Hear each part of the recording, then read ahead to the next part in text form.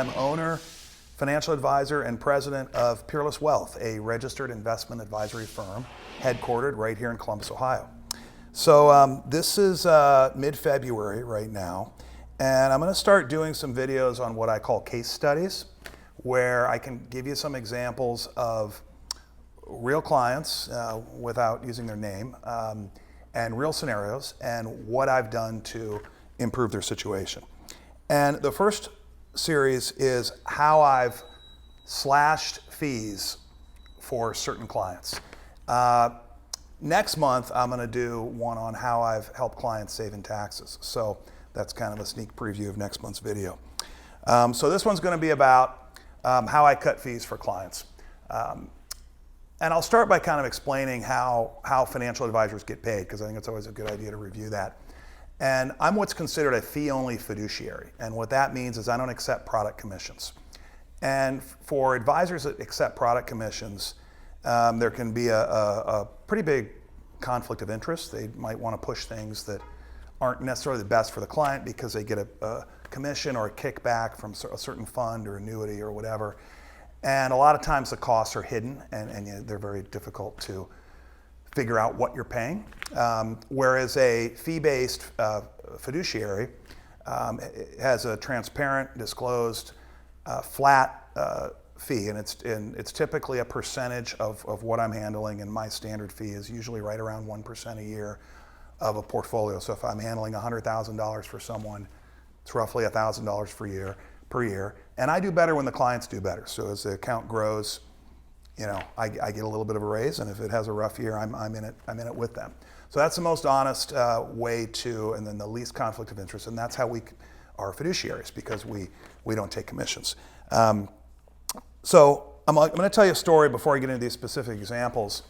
When I set up this office, Peerless Wealth, when I left Wells Fargo a few years back, I needed office furniture. We needed to redo the place, paint, lighting, all that stuff to make it, a nice place to work out of and a nice place for clients to come and have meetings. So I decided to hire an interior designer. And my first thought was, okay, add another few $1,000 to the budget, because this is just another cost. Well, I turned out to be not quite looking at it the right way. When we started ordering stuff, she pointed out a couple things from Restoration Hardware, which, as you probably know, is pretty expensive place. And she says, well, Eric, I don't pay that. She goes, I'm a member and I get a 40% discount. And everything she bought for me was at lower prices than I could have bought on my own. And she wound up actually saving me money because of all the discounts she got. And it looks a heck of a lot nicer than if I would have attempted it myself. So oftentimes when clients hire an advisor, they need to know what they're paying.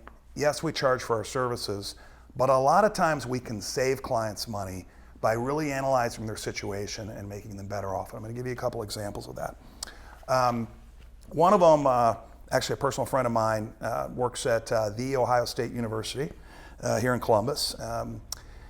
She's in the medical profession, and Ohio State is covered by their own retirement plan.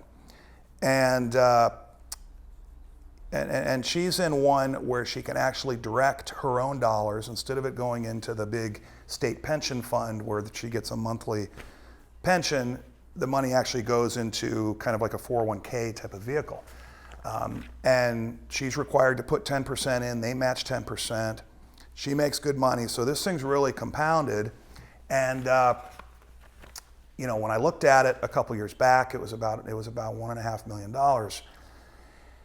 And I analyzed it, and back when she started, way back, 15, 20 years ago, a lot of these retirement plans through universities were set up by insurance agents using products called group annuities.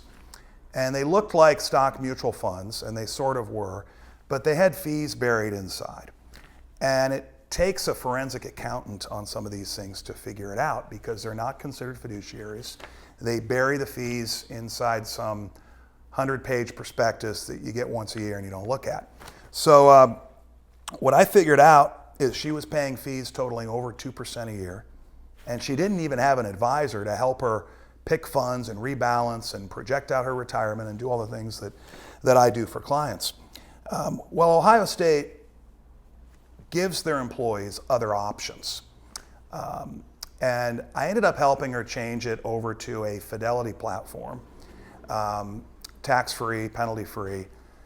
And the underlying investments, plus the fee that I charged her to help her with it, totaled a grand total of about 1% instead of 2%.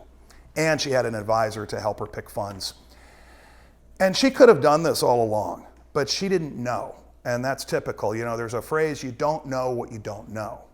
And she didn't realize how important it was to get this done. And quite frankly, it was kind of a pain in the butt to get it done. There's a lot of paperwork, a lot of follow-up to get this money moved, but we did it.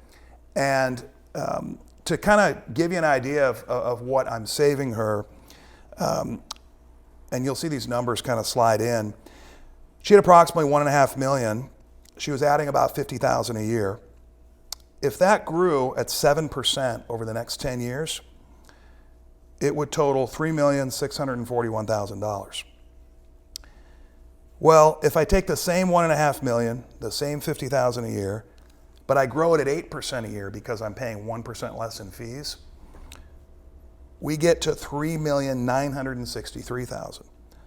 So the cumulative effect of fees that I've saved for this client was $322,000. She'll now be able to retire 1 to 2 years earlier with the same income because of the cumulative effect of that fee savings. And a good fiduciary advisor, that's what we do. So, that's the first case study. The second one, this was a client that had an annuity product, a variable annuity product. She was older. She had probably half her net worth in this. It was sold to her by a non-fiduciary commission-based agent.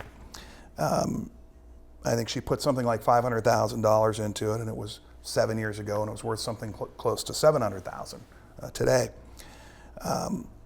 Well, after doing the forensic accounting on this annuity, between the insurance company's costs, the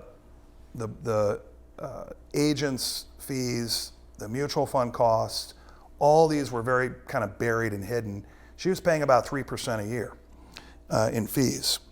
So that's $700,000 at 3%. That's $21,000 a year in fees she didn't know she was paying.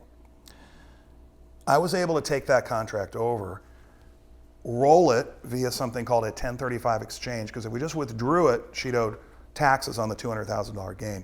So we rolled it to a super low cost annuity, and with my fee and the insurance company's fees, she's at 1.25% instead of 3%. So we're saving her $1.75 a year in fees. So that totals over $12,000 a year, $12,250 in fee savings, and it's essentially the same underlying investments. And actually, both these examples, we don't even go into the fact that these, the employer 401k plan, the annuity, they really weren't properly diversified. We can do better in terms of using funds that have not only lower costs, but a better return history. But at the very least, we were able to save the client a very significant amount in fees, especially over the long haul. So